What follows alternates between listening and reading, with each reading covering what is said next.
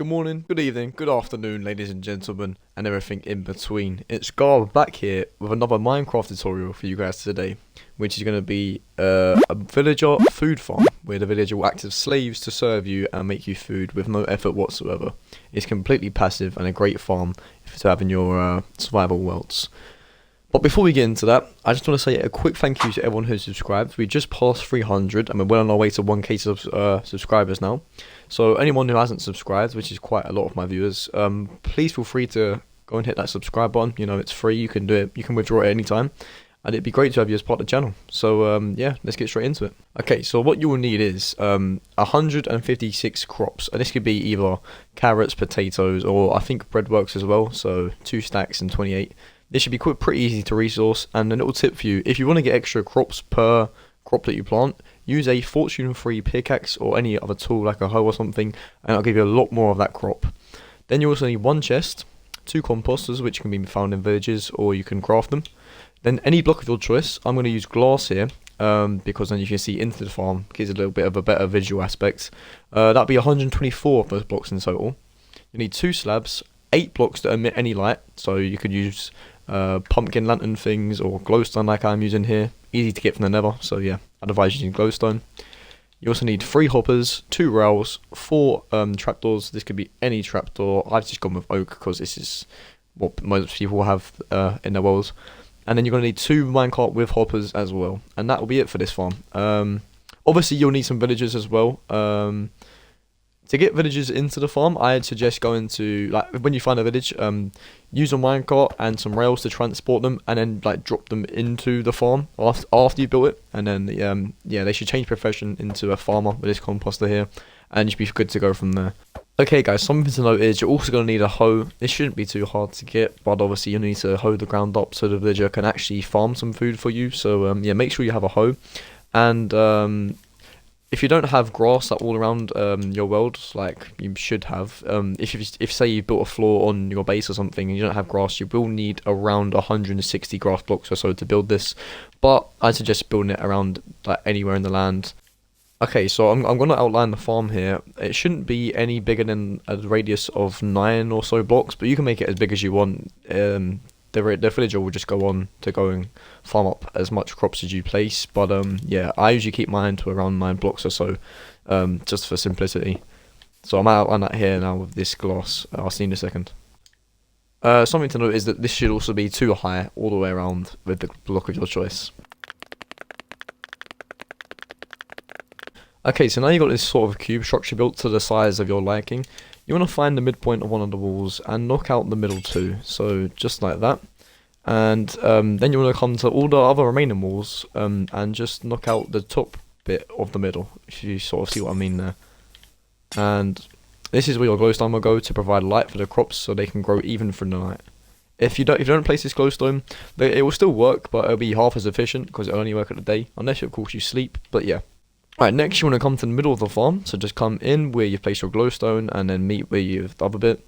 And you want to mine up this block here and place a slab down there. Then you want to waterlog this block where the slab is. And from here you should be able to place your composter on top of that, and then the water will provide the farm and the crops with water, whilst also having this composter ready for the villager to use. Now you want to place another piece of glowstone on top of that composter, right, like that. And this should provide light to the entirety of the farm. So as I said like earlier, they will all grow at all times throughout the day and night. Okay, so now it's time to actually hoe the farm, so it's ready for the villager. So just come along and hoe out all the area inside the glass blocks that you've placed. And then after this we'll be planting our crops. I've picked carrots. This should work for any crop, you know, beetroot, potatoes, carrots, or wheat. But just note that if you do place wheat, they won't provide you with more wheat, they'll actually end up making bread. So yeah, just keep that in mind.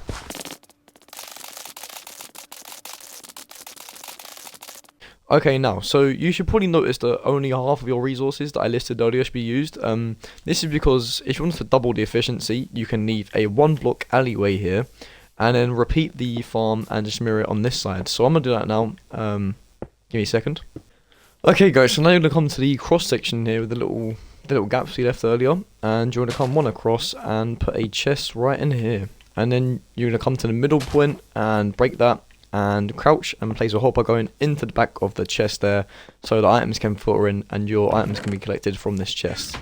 If you want to expand storage, you can mine underneath this chest and put a hopper underneath it into another chest, but that's only if you're getting loads and loads of stuff from this. But if you're regularly checking, one chest should be cool.